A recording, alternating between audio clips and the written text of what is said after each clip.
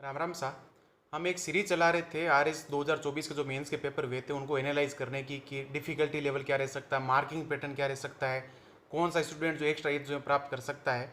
लेकिन इस बीच जो है वो कई सारे कमेंट ऐसे आए थे कट ऑफ वगैरह को लेकर कि जो है वो जो है तनाव वगैरह हो रहा है कि कट ऑफ क्या रह सकती है, कट ऑफ क्या नहीं रह सकती है। तो इस वीडियो में मैं शायद कोई कट ऑफ फिक्स तो नहीं बता पाऊंगा कि 230 रहेगी या 240 रहेगी या 250 या 220, लेकिन मैं वो सारे के सारे फैक्टर बता सकता हूँ कि जिन पर जो कट ऑफ जो है वो आप पे निर्भर करेगी। तो अगर आप सिर्फ और सिर्फ फिक्स नंबर जानना चाह रहे हैं तो इस वीडियो को आप स्किप कर दें। लेकिन अगर कोई नया स्टूडेंट है जिसने पहली बार RS का मेंस जो एग्जाम दिया है और उसके मन में तनाव रहता है कि किन चीज़ों पर जो है वो कट ऑफ आप पे निर्भर रह सकती है या फिर कॉपी चेकिंग को लेकर क्या क्या चीज़ें जो हैं वो देखी जाती है, तो उनको लेकर जो है मैं इस वीडियो में जो है वो बात करूँगा। और अगर आप स्क्रीन पर देखेंगे तो एक एक करके हम चीज़ों को समझते हैं कि किस प्रकार या फिर किन फैक्टर पर जो है आपके कट ऑफ जो है वो निर्भर रहती है। तो पहला जो फैक्टर है वो है आपके पेपर की नेचर। पेपर की नेचर पर जो है कट ऑफ बहुत ज़्यादा जो है वो निर्भर करती है। और अगर आप नेचर देखोगे पेपर की तो मैं इतना कह सकता हूँ कि RS का जो पूरा का पूरा इतिहास है, जब से RS शुरू हुआ है, सबसे टफ पेपर जो है वो इस बार रहे हैं। टफ कैसे रहे हैं? पहला कारण है कंटेंट से बाहर के सवाल खूब सारे थे, यानी कि सवाल ऐसे ऐसे थे जहाँ पर आपको आंसर आता है तो आता है, नहीं आता तो नहीं आता है। और कुछ ऐसे थे जहाँ पर कुछ तुक्का लग सकता था और बहुत सारे तो ऐसे थे जहाँ पर तुक्का भी नहीं लग रहा था। तो ये जो है सबसे बड़ा फैक्टर बनेगा जो आपके जो है कट ऑफ को जो है वो घटाने में जो है वो हेल्प करेगा। तो सबसे बड़ा कारण क्या है? कंटेंट से बाहर के सवाल ज़्यादा आना। तो नेचर तो इसकी टफ ही है, सिंपल बिल्कुल भी नहीं है। दूसरी चीज़ क्या है, क्यों टफ है? ज़्यादा विश्लेषणात्मक होना। तो इस कारण से क्या हुआ है कि कई सारे बच्चे जिन्होंने ठीक से प्रैक्टिस नहीं कर रखी थी आंसर राइटिंग की, उनके सवाल जो आंसर है वो ठीक से फ्रेम नहीं हुए हैं, ठीक से जो उनकी स्ट्रक्चर नहीं बनी है। और ये सिर्फ कोई एक दो बच्चों के साथ नहीं हुआ है, कई सारे ज़्यादातर बच्चों के साथ ये चीज़ जो है उन्हें फेस करनी पड़ी है। और जब ये चीज़ ज़्यादातर बच्चों के साथ होती है तो वो जो है कट ऑफ को जो है वो डिसाइड करने में बहुत ज़्यादा काम आती है। जिन्होंने चीज़ें कर ली एकदम सटीक वो तो टॉपर बन गए, और टॉपर कभी भी जो है आपके कट ऑफ को डिसाइड नहीं कर सकता। जो टॉप 100 में वो कभी कट ऑफ को डिसाइड नहीं करेंगे, भले ही उन्होंने शानदार से शानदार आंसर लिख दिया है। कट ऑफ को डिसाइड करेंगे जो एवरेज और अबो एवरेज के ऊपर वाले जो बच्चे हैं वो कट ऑफ को जो है वो डिसाइड करेंगे। तो ज़्यादा विश्लेषणात्मक जो है वो आपके पूरा का पूरा पेपर था, और इस कारण से जो है वो आपके कट ऑफ जो है नीचे जाने के ज़्यादा चांसेस हैं बजाय कि ऊपर जाने के। और इसीलिए वो क्या टफ की जो है कैटेगरी में है। तीसरा पॉइंट है क्यों टफ है। दो बड़े सब्जेक्ट जो आपके रहे हैं, एक है साइंस एंड टेक और एक आपका जो लोक प्रशासन का जो सब्जेक्ट है, दोनों में जो है ज़्यादातर बच्चों को जो है वो नुकसान होने वाला है, बहुत ज़्यादा नुकसान होने वाला है। और साइंस टेक में अगर मैं बता दूँ कोई इंजीनियरिंग बैकग्राउंड है तो कुछ अलग बात हो सकती है, नहीं तो जो है यहाँ पर दो सब्जेक्ट में सबसे ज़्यादा नुकसान होगा। और नुकसान अगर आप पिछले साल के पेपर को देखोगे तो साइंस टेक इतना तो टफ नहीं था, लोक प्रशासन भी इतना टफ नहीं था। तो उन दोनों से अगर तुलना करोगे तो कट ऑफ तो बहुत ज़्यादा नीचे जानी चाहिए। इन सिर्फ दो सब्जेक्ट को भी अगर आप देख लो तो ये दो सब्जेक्ट वो भी बड़े सब्जेक्ट बता रहे हैं अपने आप में। और ये सब्जेक्ट जो है दोनों को अगर मिला दो तो जो है 140-150 नंबर के बीच में जो है वो हो जाते हैं। और चौथी चीज़ है कि क्यों टफ हुआ, कोचिंगों की विफलता। कोचिंगों की ना प्लानिंग एग्जाम में काम आई, ना उनका कंटेंट काम आया, ना उनके टीचर काम में आए, ना वो जो टेस्ट वगैरह में सवाल दे रहे थे वो काम आए। तो यहाँ पर कोचिंगों की जब विफलता हुई है तो कहीं ना कहीं बच्चों की भी विफलता इसमें हुई है। अच्छा आंसर लिखने में बच्चों की विफलता इसीलिए हुई है यहाँ पर क्योंकि वो अधिकतर बच्चे जो कोचिंगों पर निर्भर हैं, बस कोचिंग जो है उन्हें जो कहती थी वो कर लेते थे, सुन लेते थे, लिख लेते थे। और इस कारण से जो है यहाँ पर बच्चों को नुकसान हुआ है। और जब बच्चों को नुकसान हुआ है तो कट ऑफ को भी जो है जरूर नुकसान होना चाहिए। तो पहली चीज़ है पेपर की नेचर। अगर आप पेपर की नेचर को देखोगे तो पेपर है टफ, और जब पेपर टफ होता है तो कट ऑफ जाती है डाउन। तो पहली चीज़ तो अपने देख ली कि पेपर की नेचर के आधार पर अगर कट ऑफ को डिसाइड किया जाएगा तो वो आपके जानी चाहिए नीचे की तरफ। दूसरी चीज़ है RPSC का जो है मार्किंग पैटर्न। अब हर बार एक समान मार्किंग पैटर्न को अपनाना बिल्कुल भी जो है अनिवार्य नहीं है। हर बार जो है मार्किंग पैटर्न आपके जो है चेंज हो सकता है। जैसे कि अगर RPSC अगर टाइट मार्किंग पैटर्न को अपनाती है, मान लीजिए RPSC साफ साफ स्पष्ट शब्दों में कह देती है कि आपको टाइट मार्किंग ही अपनानी है, किसी भी हालत में जो है आपको फालतू के नंबर नहीं देने, तो यहाँ पर कट ऑफ आपके नीचे चली जाएगी। और अगर ढीली मार्किंग कर देती है तो कट ऑफ जो ऊपर चली जाएगी। यानी कि जितनी कट ऑफ पिछले साल की तुलना में होनी चाहिए थी उसके अपेक्षित जो है इस बार जो थोड़ी सी हो सकता है ऊपर चली जाए अगर ढीली मार्किंग हो जाती है तो, बाकी ना के बराबर चांस है कि ऊपर जाएं। तीसरी चीज़ है आपकी वाजिब मार्किंग। अगर वाजिब मार्किंग होती है तो जितने सवाल आपने ढंग से अटेम्प्ट किए हैं उसके आधार पर जो है आपके वो कट ऑफ डिसाइड होगी। तीसरा फैक्टर क्या है जो कि दरअसल एक किस्मत का फैक्टर है कि टीचर का माइंडसेट व कॉपी चेकिंग स्टाइल। कि टीचर का माइंडसेट किस तरह का है, उसकी कॉपी चेकिंग स्टाइल क्या। हर एक टीचर की जो कॉपी चेकिंग स्टाइल अलग होती है। अगर मैं कॉपी चेक कर रहा हूँ तो हो सकता है कि मैं 10 नंबर के सवाल में जो है वो 6 नंबर दे दूँ किसी बच्चे को, अगर उसने शानदार जो है वो आंसर लिखा है तो। और दूसरा टीचर हो सकता है कि कितना ही शानदार क्यों आंसर नहीं लिखा हो, 4 नंबर से ऊपर नंबर नहीं दे रहा। तो यहाँ पर चीज़ें कितनी जो है वो डिसाइड हो रही है, और ऐसे टीचरों का अनुपात कितना है। मान लीजिए टीचर जो ऐसे खूब सारे हैं जो कि डेली मार्किंग को ज़्यादा अपना रहे हैं, तो कट ऑफ थोड़ी सी ऊपर उठ सकती है। और ऐसे टीचर की भर्ती ज़्यादा हो गई है जो कि सच में बहुत ज़्यादा जो है टाइट चेकिंग करते हैं और किसी भी हालत में 1 नंबर तक जो है वो नहीं देते एक्स्ट्रा, तो यहाँ पर कट ऑफ जो है अपना आप जो डाउन हो जाएगी। तो यहाँ पर क्या टाइट मार्किंग हो रही है, डेली मार्किंग हो रही है, या फिर वाजिब मार्किंग हो रही है, क्या पैटर्न जो है वो टीचर का एक माइंडसेट रहता है। वाजिब अगर रह रही है तो कोई टेंशन ही नहीं है, अगर डेली हो रही है तो थोड़ी सी ऊपर खिसक जाएगी, टाइट हो रही है तो थोड़ी सी नीचे खिसक जाएगी। तो यहाँ पर जो है किस्मत का जो है आपके ज़्यादा खेल है। और चौथा जो पॉइंट है वो, और मेरे हिसाब से ज़्यादा जो डिसाइडिंग फैक्टर भी है, जैसे कि 3 चीज़ें होती है जहाँ पर आपकी जो है कॉपी चेकिंग में काम आती है। पहला आपका कंटेंट, दूसरी आपकी हैंडराइटिंग, और तीसरी है प्रेजेंटेशन। जिस बच्चे के पास ये तीनों गुण हैं, यानी कि तीनों की तीनों चीज़ों को कॉपी में डाल गया है, तो वो तो टॉपर है, वो तो कट ऑफ डिसाइड करेगा नहीं।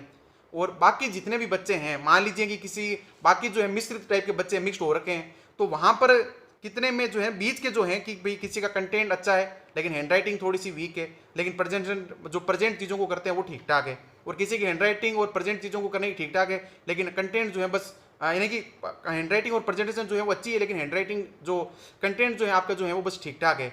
तो ऐसे जो बच्चे होंगे जिनका मिला जुला रूप है कि ना तो उनका पूरा पूरा कंटेंट अच्छा है, ना उनकी पूरी पूरी हैंडराइटिंग अच्छी है, लेकिन प्रेजेंटेशन वगैरह जो इनमें से कोई एक चीज़ अच्छी हो सकती है, तो ये जो मिले जुले जो बच्चे हैं ना, वो आपके जो है कट ऑफ डिसाइड करेंगे। नहीं कि जिनकी सारी की सारी चीज़ें अच्छी है, जिनकी सारी सारी चीज़ें अच्छी है वो दरअसल टॉपर हैं। ये बस आप ध्यान रखें। 5वीं चीज़ है प्रिपरेशन में मिला आपका टाइम, कि कितना आपको जो है वो टाइम मिला इस प्रिपरेशन में। और ये एग्जाम वो एग्जाम है जिसमें सबसे कम जो है वो टाइम मिला है, सबसे कम टाइम मिला है ना। 4-4.5 महीने थे इसमें आपके पास। तो इसमें जो है इसके कारण क्या हुआ, रिवीजन जो है मिनिमम हुए हैं। और जब रिवीजन मिनिमम होंगे तो बच्चे वहां पर लिखेंगे क्या। बिना रिवीजन तो आप ढंग का इंट्रो कंक्लूजन भी नहीं लिख सकते, मेन बॉडी तो बाद की बात है, चीज़ें याद भी नहीं आती। प्लस जो है बच्चे पैनिक कर जाते हैं वहां पर कि भाई रिवीजन नहीं हुआ तो मुझे याद नहीं आ रही, प्लस एग्जाम से 1 दिन पहले जो है वो अपना कॉन्फिडेंस जो लूज कर जाते हैं। तो यहाँ पर इस बार रिवीजन क्या हुआ, सबसे कम हुआ है, मिनिमम लेवल पर है। आप मान के चलिए बाकी सारे फैक्टर को एक बार भूल जाएं, जब रिवीजन ही कम हुआ है, बच्चे ढंग से लिख ही नहीं पा रहे हैं, तो कट ऑफ तो अपने आप डाउन जानी चाहिए। और अगली चीज़ है प्रोटेस्ट में जो है वो भागीदारी व उसके बाद स्टूडेंट्स का माइंडसेट व मोटिवेशन।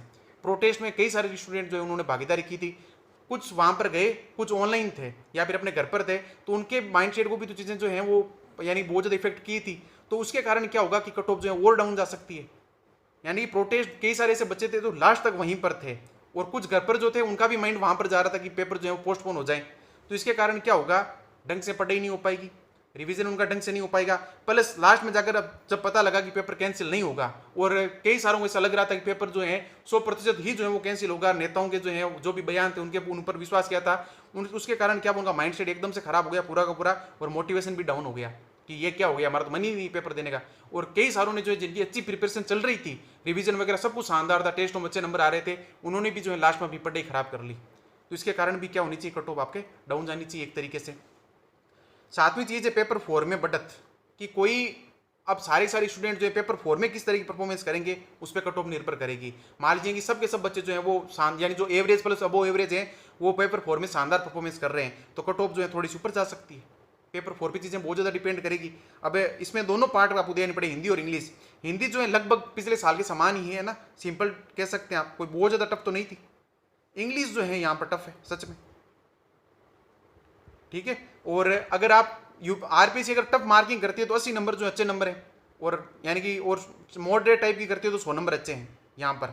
तो अगर टाइट करती है तो 80 नंबर वगैरह आ रहे हैं, तो उसके अकॉर्डिंग जो कट ऑफ जो है डिसाइड होगी। इसलिए पेपर 4 में किस तरह की परफॉर्मेंस रही है वो बहुत ज़्यादा जो है चीज़ें डिसाइड करेगी। प्लस पेपर 4 ऐसा है जो ज़्यादातर बच्चे जो पढ़ते हैं, भले ही उन्होंने वन डे एग्जाम की जो प्रिपरेशन की हो, जैसे व्याकरण वगैरह, हिंदी व्याकरण आती है, इंग्लिश की जो ग्रामर वगैरह वो सब एग्जाम में आती है, तो इस कारण से जो है पेपर 4 की जो भूमिका बहुत बड़ी रहेगी।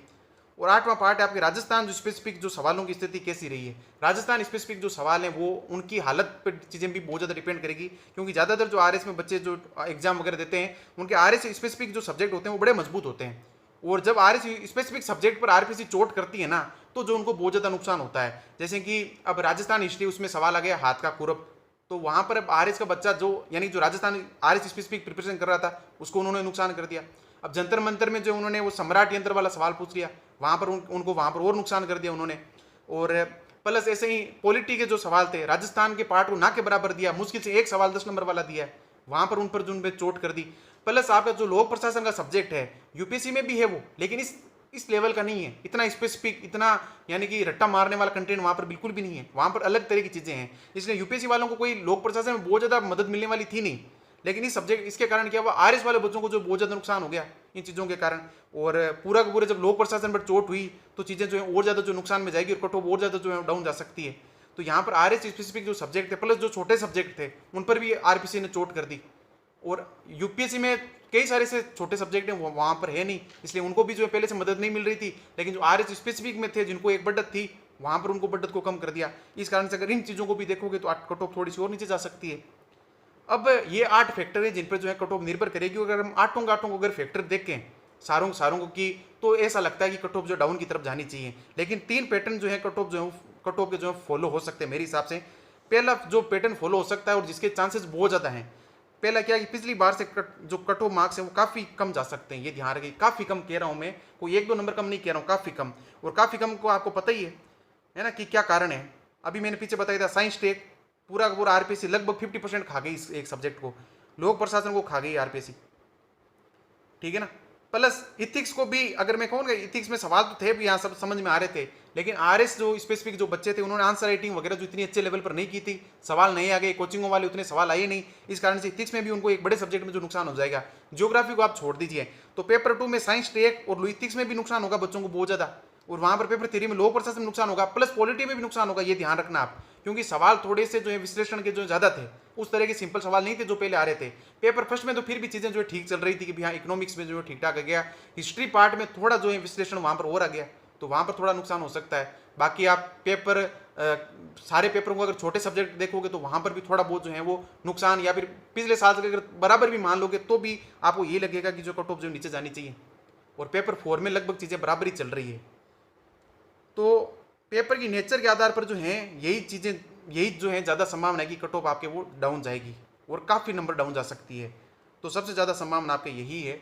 अगर पिछली बार अगर 262 गई है तो इस बार ज़्यादा संभावना है कि वो काफ़ी मार्क्स से नीचे जानी चाहिए। सारे के सारे अगर आप सब्जेक्ट को देखोगे, सब सवालों को देखोगे कि क्या क्या सवाल पिछली बार कितने सिंपल थे और इस बार कितने टफ आ गए हैं, तो उनके आधार पर जो कट ऑफ नीचे जानी चाहिए काफ़ी।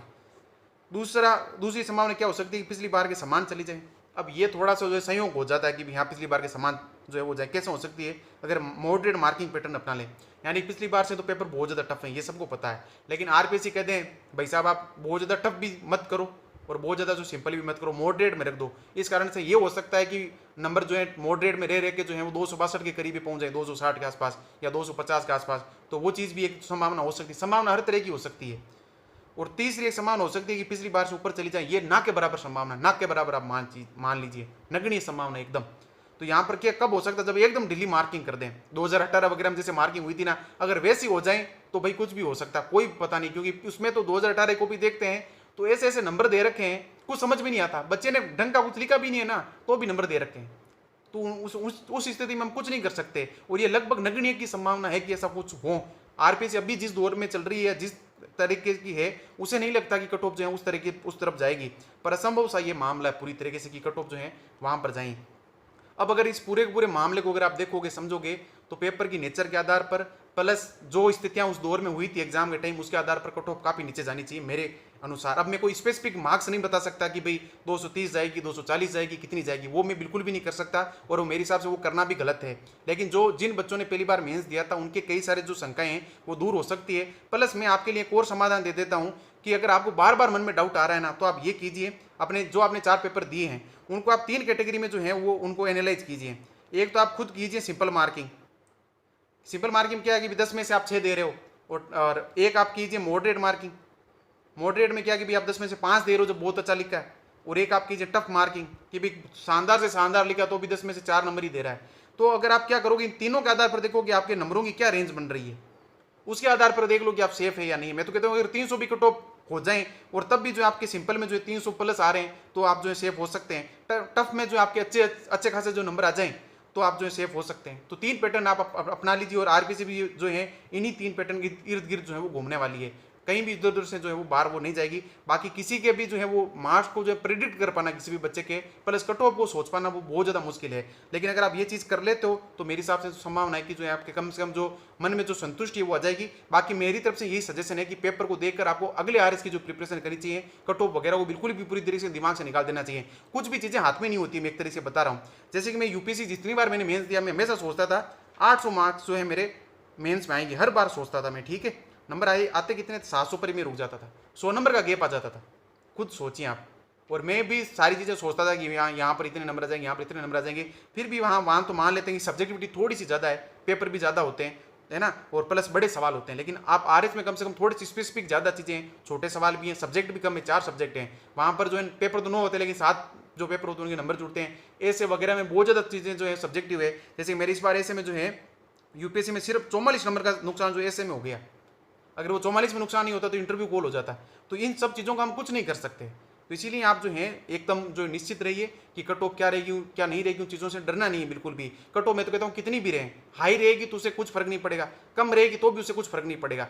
फर्क पड़ेगा आपने लिखा क्या है, आपने जो लिखा है उसी पे जो है आपका रिजल्ट डिपेंड करेगा। बाकी आगे के किसी वीडियो में ये जो है डिस्कस करने की कोशिश करेंगे कि आपका रिजल्ट किन चीज़ों पर जो है वो डिपेंड करेगा। बाकी मेरी तरफ से राम राम सा।